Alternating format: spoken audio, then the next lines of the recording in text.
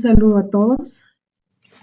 Continuaremos con lo que es el tema del lenguaje y hoy vamos a ver el lenguaje como sistema de comunicación y también otras formas que existen de comunicación humana.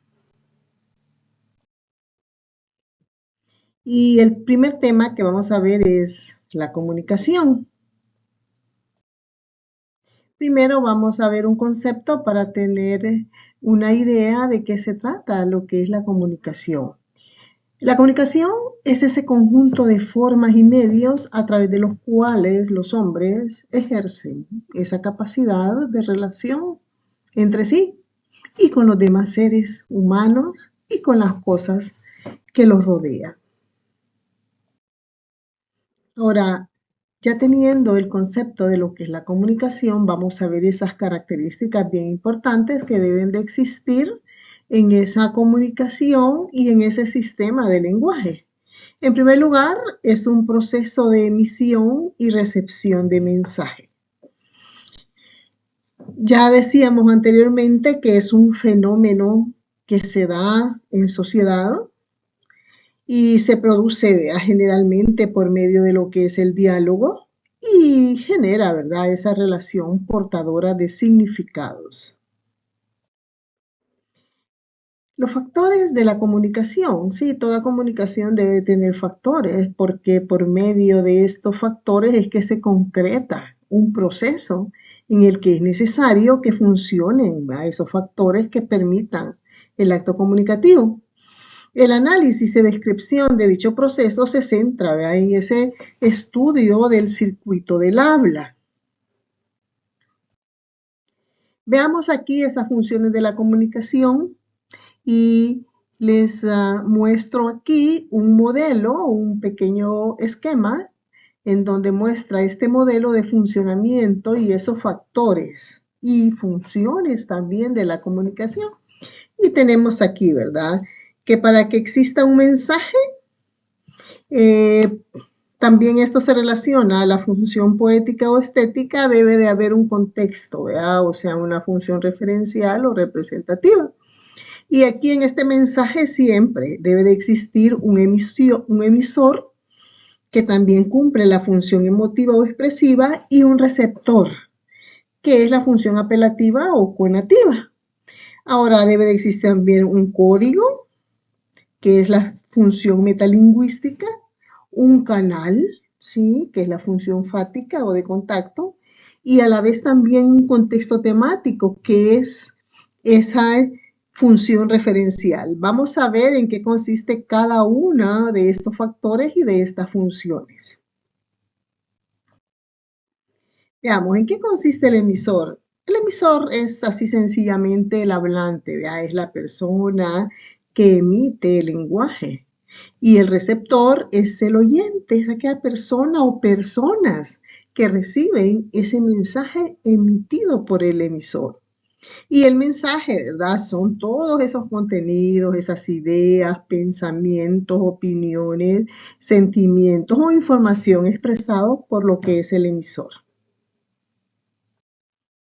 El canal son todos esos medios que utilizamos para que el emisor y el receptor se pongan en contacto. Luego tenemos el código, que es el lenguaje o el idioma que utilizamos con todas sus normas, ¿ve?, y reglas establecidas para transmitir o cifrar ese mensaje. Y el contexto, pues, es ese entorno ambiental, social y humano que nos va a condicionar ese hecho de la comunicación. Vamos a ver que también existen otros códigos o otras formas de comunicación humana que son distintas al lenguaje. Por ejemplo, vemos las señales de tránsito, en donde existe un semáforo, ¿verdad?, donde que está rojo debe detenerse, el amarillo es prevención y el verde que debe de iniciar la marcha. Veamos que en la época en que vivimos hace necesario, ¿verdad?, el mencionar otras formas de comunicación humana distintas al lenguaje, tal y como lo hemos venido estudiando hasta el momento. Y desde que nace la comunicación y antes, ¿verdad?, de que ésta se estudie de manera sistemática, el hombre además de usar el lenguaje para la expresión de sus deseos, emociones y pensamientos, también emplea una serie de signos que complementan o constituyen la articulación de las palabras en ese proceso de comunicación. Y aquí en las imágenes tenemos, ¿verdad?, que este otro código de comunicación es la música. Y vemos aquí también el semáforo, en donde el rojo, pues los vehículos se detienen y los peatones, pues pueden cruzar siempre con precaución. Ahora, estos signos pueden ser luces, dibujos, sonidos, ademanes, etcétera. Y las luces, ¿verdad? Ya vimos los semáforos, las luces de los vehículos en la noche cuando encienden o cuando llevan las luces de emergencia o un dibujo que nos puede señalar dónde está un servicio sanitario o dónde cruzar una flecha, sonidos, ademanes, etcétera. Ahora, las distintas luces de un semáforo indican a los conductores que pueden pasar o que deben esperar. Y las señales de tránsito en la carretera marcan la velocidad a la cual deben ir, si es o no es posible rebasar, ¿verdad?, si hay curva peligrosa, etc. Veamos que un paño de color rojo colocado en la calle o carretera significa peligro, ¿verdad? Ya no digamos el sonido de la campana de una iglesia, es el llamado a los fieles, ¿verdad?, al servicio religioso. Una persona, pues, en la calle haciendo señas a los conductores con el dedo pulgar está solicitando, ¿verdad?, un aventón. Y todos estos signos constituyen sistemas de comunicación. La sustentación de todos ellos es el lenguaje mismo. Y aquí vemos, ¿verdad?, un pequeño resumen de otros códigos de comunicación en donde tenemos el lenguaje y otros signos. Veamos que el lenguaje son palabras, como veíamos anteriormente, enunciadas, son argumentos. Y esto, el lenguaje, es un sistema de comunicación completo. Y los otros signos, pues ya veíamos, son luces, dibujos, sonidos, ¿verdad?, que es un sistema de comunicación complementario a lo que es el sistema de comunicación completo, que es el lenguaje. Ahora, los sistemas de las computadoras constituyen otra forma de comunicación, la del hombre, ¿verdad?, con las máquinas. Y el lenguaje es único y propio del hombre, ¿verdad?, en tanto posee una capacidad innovadora que pueda adecuarse, ¿verdad?, a nuevas situaciones y a la vez es autocontrolable. Un hombre nunca se expresa de igual manera con otro hombre, ¿verdad? Es más, nunca es repetitivo en la articulación de lo que son las palabras. La facultad humana de comunicación es grande. Ya lo veíamos en las clases anteriores, en los videos, y por lo mismo puede adoptar un sinfín de modalidades, ¿verdad?, según las exigencias demandadas por los emisores o los receptores. Ahora la música, la pintura, la danza, el sistema Morse, la lógica matemática, los sistemas de comunicación, etcétera, son modalidades del lenguaje que emplean distintos códigos o convenciones basadas en ese tipo de lenguaje. Algunas, pues, de estas formas resultan más expresivas que informativas, por ejemplo, ¿verdad?, la danza, la pintura y la música sí inspiran. Y como dice aquí, ¿verdad?, son más expresivas.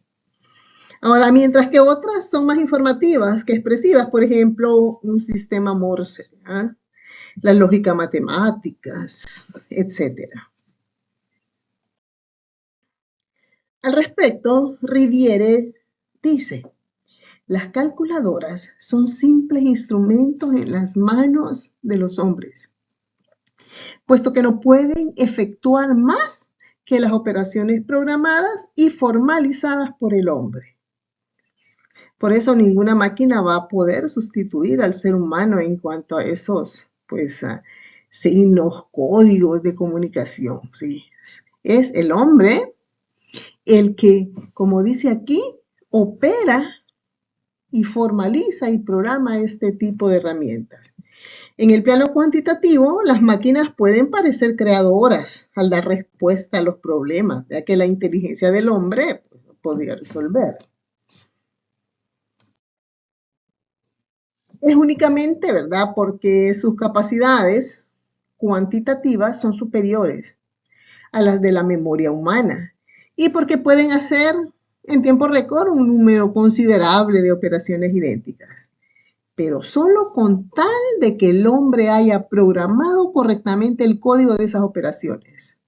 Nunca, pues, una máquina va a sustituir a una persona, va a funcionar correctamente siempre y cuando el hombre programe de una manera correcta todos esos códigos para que esas operaciones funcionen de una manera correcta.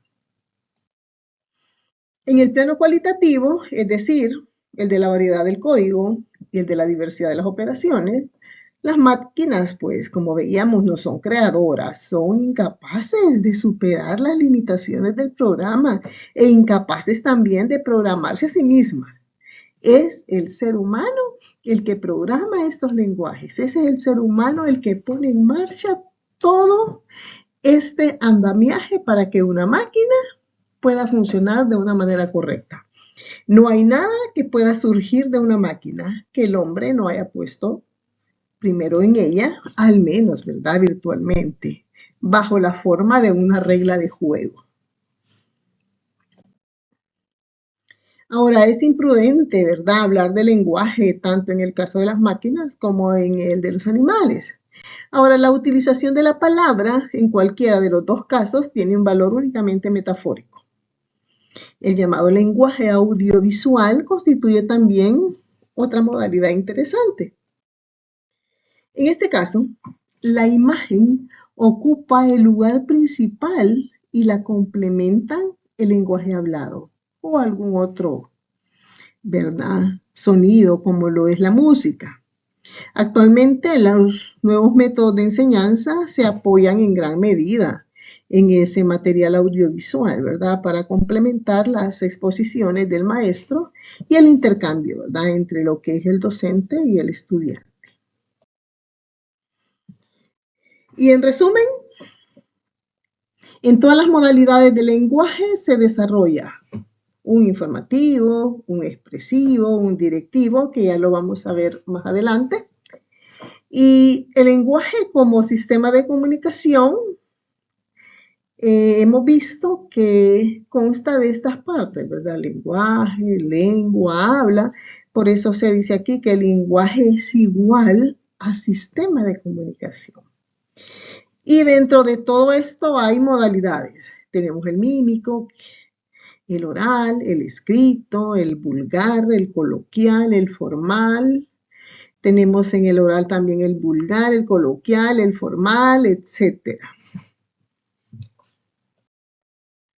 Y aquí está la bibliografía de donde hemos obtenido esta información. Si usted quiere acceder y entrar más en detalle, lo puede hacer. Muchas gracias.